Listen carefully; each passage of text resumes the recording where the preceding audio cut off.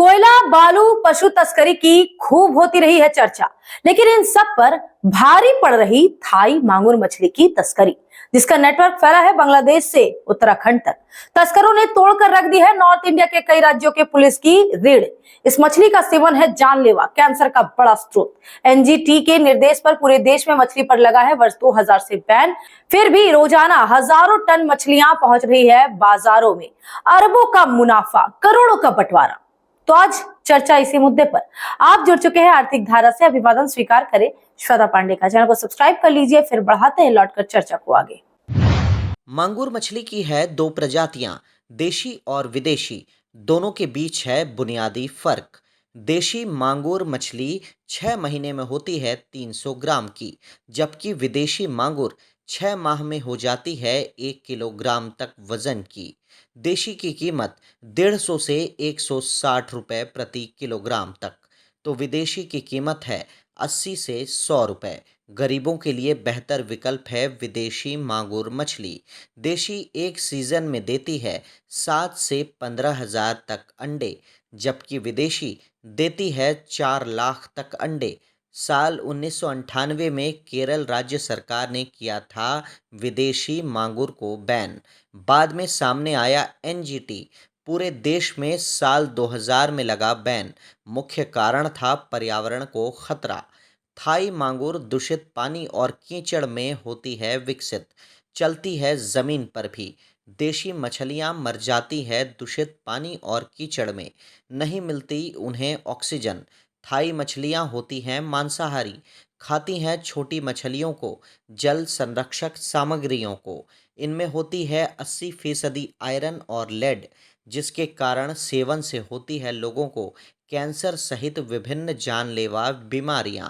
बंगाल के जंगल महल, पूर्व मेदिनीपुर, कोलकाता के निकट गरिया, नांगी, दक्षिण दिनाजपुर, नैहट्टी में हो रहा इसका पालन। पाली जा रही देशी की आड़ में कई विदेशी मछलियां। बांग्लादेश में मैमनसिंह, जैसोर, नौरेल, बागेरहाट, बारिसाल, रंगपुर, नोआखली में भी संचालित हो रहे हैं इसके केंद्र। इस मछली के जीरा के मरने के होते हैं कम भी चांस। फार्म में पलने वाली मुर्गियों और सुअर आदि के मल से भरती हैं पेट। पालन का कुल खर्च 60 से 70 हजार रुपये प्रति किलोग्राम।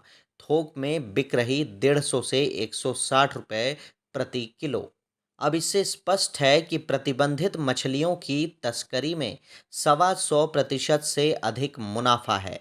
बंगाल के कई इलाकों में तस्कर कर रहे हैं भंडारण। ग्राहकों को किया जाता है भ्रमित। कम वजन में ही निकाली जाती है हाइब्रिड थाई मछलियों को। तस्करों का सिंडिकेट कर रहा खुलेआम NH-19 का उपयोग। दुर्गापुर और आसनसोल होते हुए वाहन एंट्री लेते हैं मैथन होकर धनबाद जिले में। NH-19 से जुड़े प्रमुख शहर और ग्रामीण इलाकों में होती है सप्लाई। झारखंड, बिहार होते हुए मछलियां आसानी से पहुंचती हैं उत्तर प्रदेश और उत्तराखंड। बाजार में विदेशी मांगुर होती है काफ़ी सस्ती। आसानी से अंतर समझ नहीं आता देशी और विदेशी मछलियों में। सस्ते के लालच में ग्राहकों की होती है पहली पसंद, लेकिन नहीं गिरती इन तस्करों पर कोई भी प्रशासनिक गाज।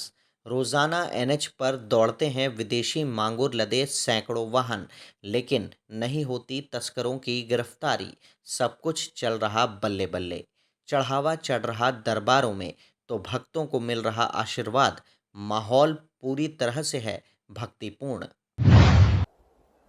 अफ्रीकी मुल्क की मांसाहारी मछली आई थाईलैंड होकर भारत। बैन होने के बाद भी लगातार बढ़ रहा है इसका बाजार। तस्करी का टर्नओवर पहुंच गया है अरबों रुपए तक। सब कुछ चल रहा है व्यवस्थित।